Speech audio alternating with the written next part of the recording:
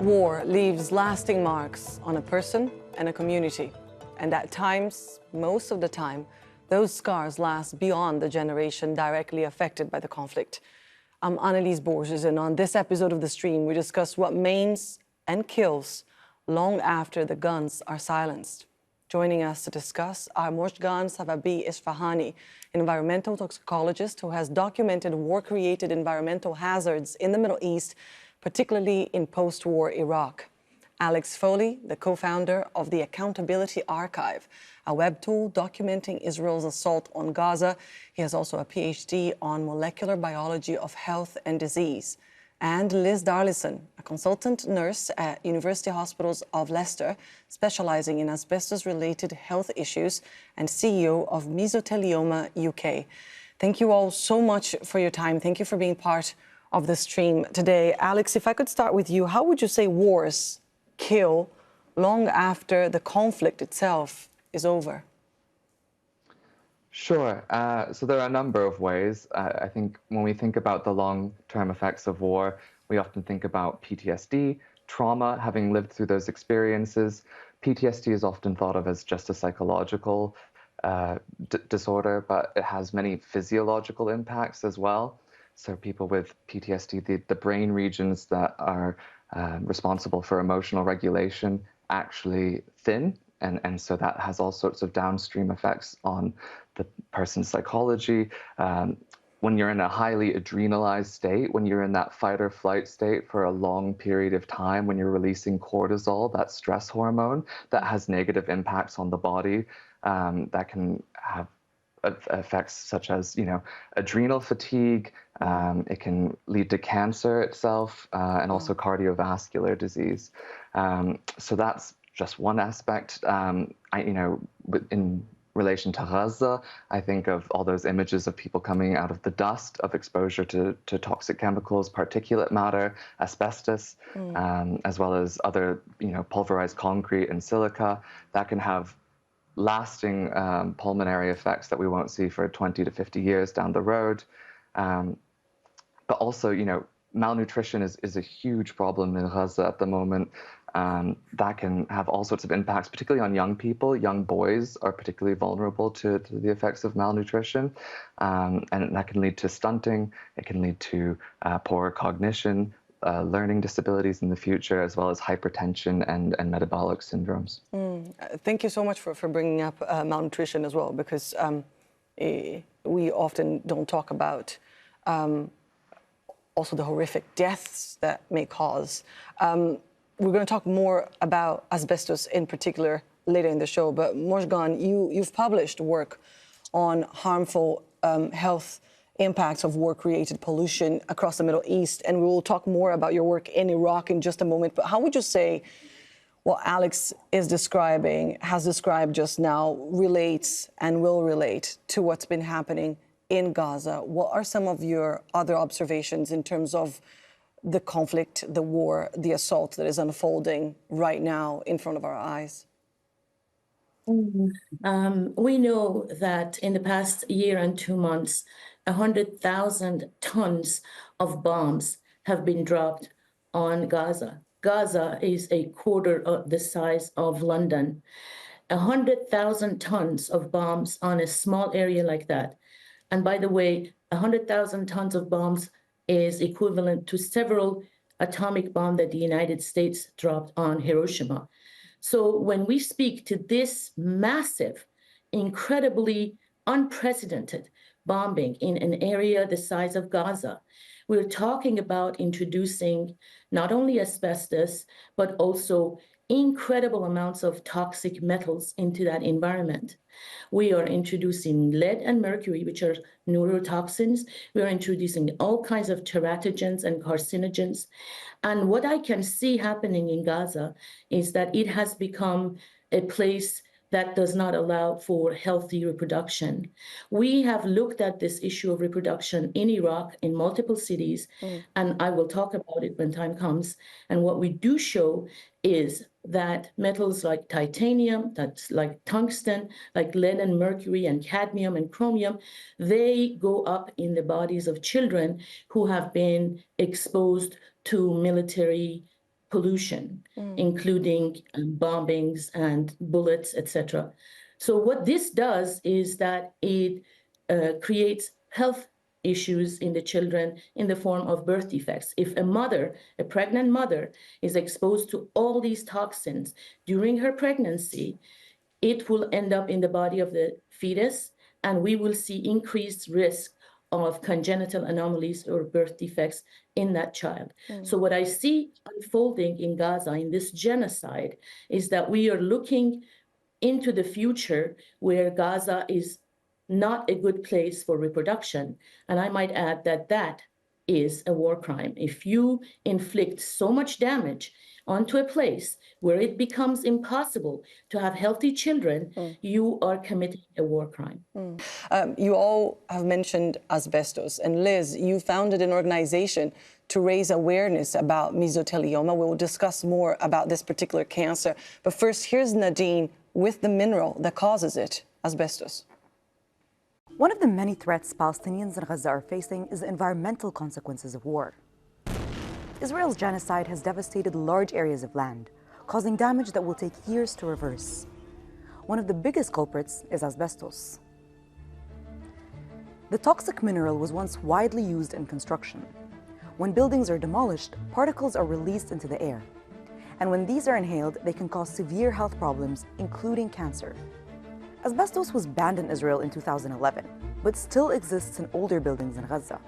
With 2/3 of the strip damaged or destroyed by Israeli bombardment, the UN warns asbestos may have contaminated about 800,000 tons of debris. And this is just one of the many pollutants caused by the war that's expected to leave long-term damage. Chemical substances like uranium from weapons and bombs linger in people's bodies, as was documented after the 2003 US invasion of Iraq. We now know these chemicals caused birth defects, reproductive issues, and various cancers. And a more devastating outcome is expected in Gaza, where Israel has dropped thousands of tons of bombs. The residual chemicals can also seep into the soil and water, with asbestos posing a threat to survivors of the war for decades to come. Liz, the UK was the world's largest importer of asbestos. Much like the rest of the world, it has banned the mineral. And as we've been talking about here, in the 37 million tons of debris within Gaza, the UN estimates there are some 800,000 tons of asbestos in there, which means we're talking about children, the elderly, rescue workers, volunteers, everyone inhaling this all the time for the past 14 months. Yeah. First, how much asbestos is too much in terms of a health risk, and what are the consequences in the context of Gaza? We're talking about millions of people affected here. Yeah, exactly that. So I think the first thing I should say is that, most of the world has not banned asbestos, but the UK did ban asbestos 25 years ago, and we have the highest incidence of asbestos-related deaths in the world. And, the reality is there's no safe level of exposure. And in the UK, we are seeing the demographics of patients changing. The people that are developing asbestos-related diseases now are people who have had very low levels of exposure, sadly. So these are doctors, nurses, teachers working in our schools and hospitals that, like many public buildings, are riddled with asbestos. And we have a manage in situ approach. So although we banned the imports and the use of asbestos 25 years ago, many of our public buildings still contain it, and very low levels can lead to you developing mesothelioma, which is this particularly nasty cancer caused by exposure to asbestos. And there are no safe levels. And as one of my fellow panel members has said, often it can take 20, 30 years for that disease to manifest itself. And so, unfortunately, the devastation that we're seeing across our television screens that's happening in Gaza, and, let the people of Gaza know how much our heart breaks for all of them. But the tragedy is going to continue to unfold, I'm afraid. And, my fellow panel members have outlined some of the tragedies that are going to unfold. And asbestos-related disease is undoubtedly going to be one of those tragedies in the future. It's just horrific to think about that, especially because we see so many children wandering around the debris. So, Alex, there is mesothelioma, but there's also other conditions that may arise. Can you talk to us about What else are the risks and the implications here of breathing in this dust? Sure, yeah. So when I first started seeing these images coming out of Gaza of people coated, completely white with dust, the images that sprung to my mind were of 9/11 responders, first responders. I think there's a very clear parallel there. And when we often talk about asbestos-related diseases, we're talking about people with prolonged exposure, but these are people with acute one-time exposures, and they developed all sorts of diseases. I think one of the first deaths was a first responder who developed pulmonary fibrosis, which is a disease that relates not to cancer, but long-term scarring. The scar tissue develops around the lungs, making it more and more difficult for the patient to breathe until eventually they can no longer breathe at all, and they die.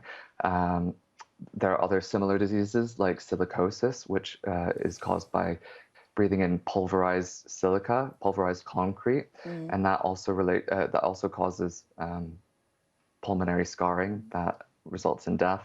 Asbestos is a particularly bleak disease, as I'm sure your other panelists can tell you. The diseases related to asbestos are quite bleak. Mesothelioma has a 8% 5-year survival rate, I believe. It's quite dark, and asthma, all sorts of other cancers, cancers of the testes, cancers of the abdominal walls. Really, these toxins can cause a whole range of health conditions that I'm sure we won't be able to fully understand until it's decades down the line from now.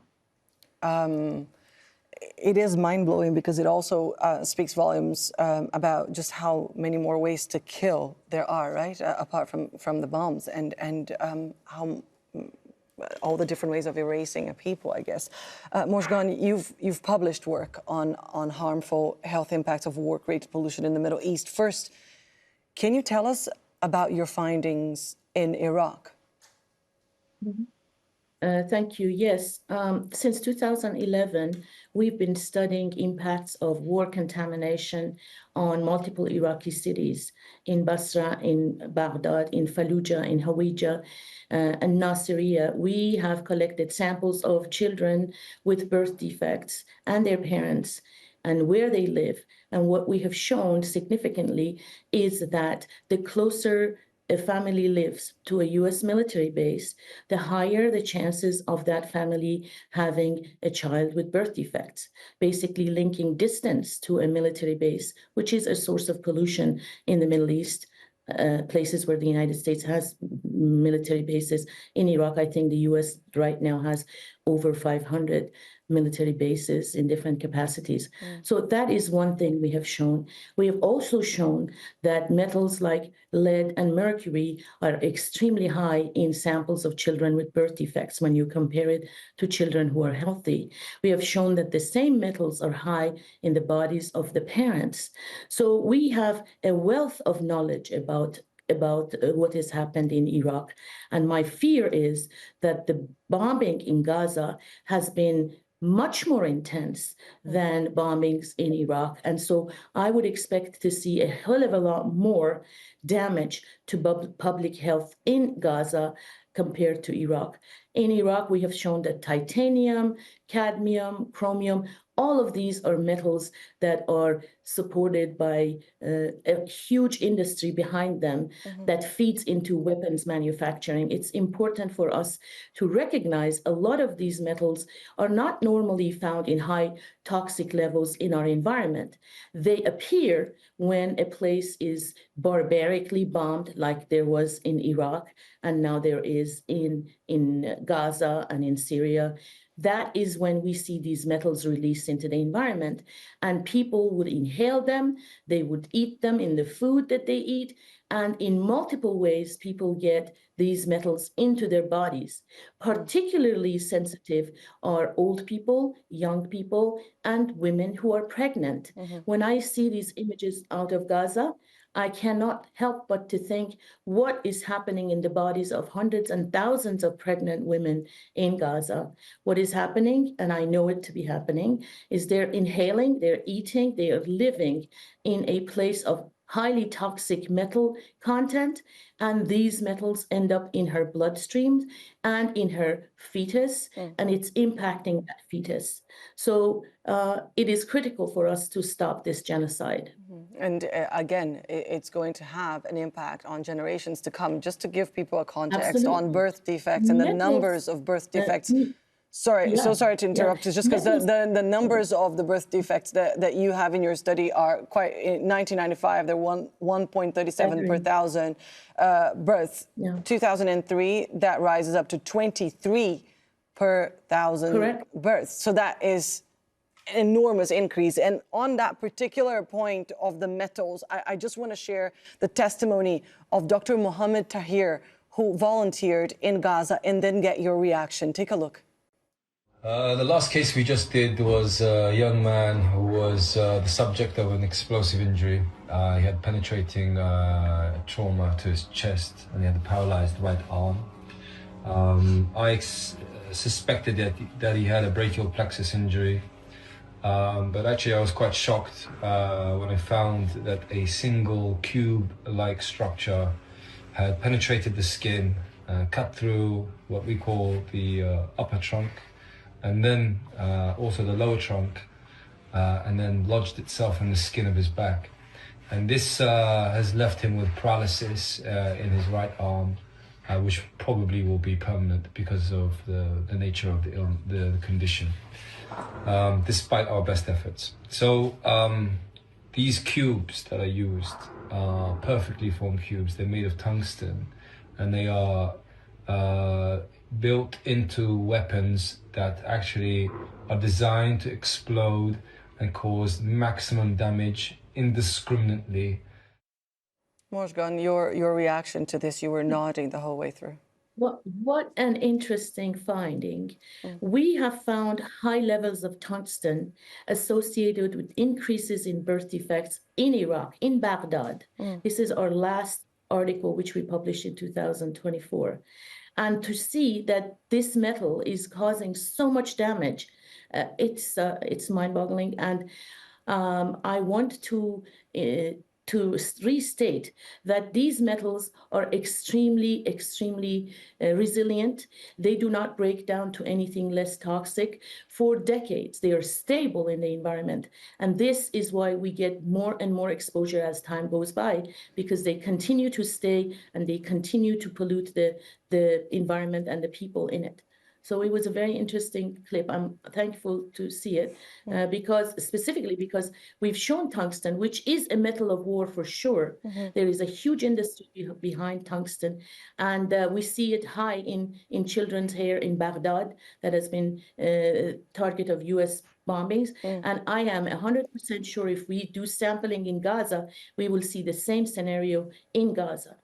If and when scientists are allowed there to study the real consequences of this genocide. I also want to ask you, Mojgan, the US has such a massive military, the world's largest, and such a long belligerent history. In terms of number of interventions around the world, they're leaving behind much more than just destruction in the places you've studied, right? They are turning areas into places where life, in the big sense of healthy life, is actually no longer possible. No longer possible. Pockets of environments in the Middle East, in my opinion, have been rendered reproductively toxic. And if there are possibilities to study it, I think these would include Syria, Lebanon, Gaza, all these places that the United States has bombed throughout the past 20 years. And so I am extremely concerned about it. And what I hope people will take from this is that they should stop, they should go to their their representatives go to their city councils, go to their student governments, and ask them to pass resolutions against these kinds of massive bombardments and demand a cleanup. A cleanup is possible. True, 37 million tons of rubble, and it takes 14 years to clean it up. All of that is true, and it sounds very scary. However, if we as a population put pressure on the representatives, on our governments, we can clean it up.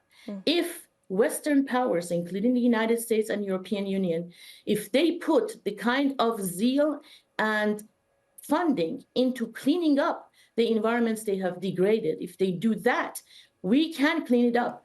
Trillions of dollars have gone into creating these devastations.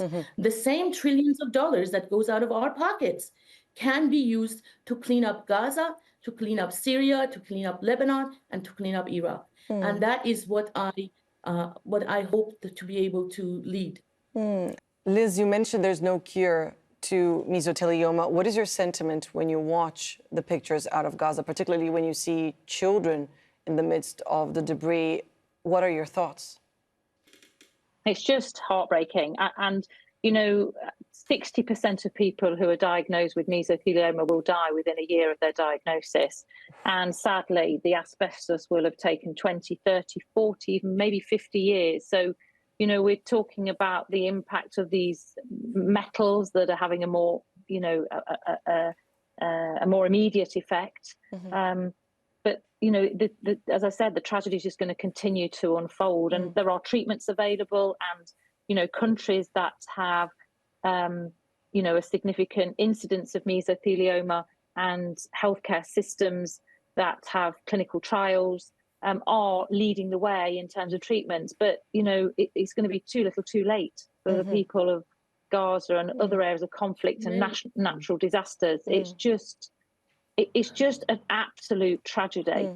You know, it's a tragedy that the asbestos was in those buildings in the first place, let's be honest, because many of those buildings would have been built long after we knew about the dangers of asbestos, much the same as here in the United Kingdom. But this is where we are, and let's hope that something is done to decontaminate the area of all these dreadful substances that are going to continue to maim and kill. And hurt. Alex, in terms of justice and accountability going forward, who's to pay for this? Will there ever be reparation? Well, that's the question. I mean, there's two parts of it, right? There's what should happen and there's what will likely happen. What should happen is that the ICJ should rule with South Africa. Israel should be found liable for all of this death and quite possibly genocide, and they should be forced to pay for all of the harm caused, including the ongoing health effects that we will see for decades and decades to come. What will happen? I don't know. Likely they will have to go out for a global humanitarian appeal, but that really limits what can be done. Humanitarian organizations are not allowed to rebuild. And so who will do that work? I think the point is that the Israelis do not want them to rebuild, likely. But I want to, you know, I brought up the 9/11 responders earlier, and I think it's an interesting counterfactual because they were America's heroes. They were held up by Congress people, senators as you know, the best of America. And what was done to them? They were left to rot after it was no longer politically useful to hold them up. And it took a protracted, decades-long battle for them to get their fund to exist into the future. Imagine what Palestinians. Does that mean? Exactly. What does that mean for the people who've been forsaken by the world? How are they going to be able to pay for the treatments, the expensive treatments that will likely to go on long into the future? You know, and it's important to you know, note that this is all happening while there's a concerted effort to defund, to get rid of UNRWA. So what is going to be put in place of that? I don't know. Unfortunately, we're out of time for this discussion. I want to thank Alex, Mojgan, and Liz. Thank you for your time today. Thank you for being part of the stream. And thank you all for tuning in. Stay in touch with us on social media. You can send us your questions and suggestions using the hashtag or the handle AJStream. Take care, and I'll see you soon.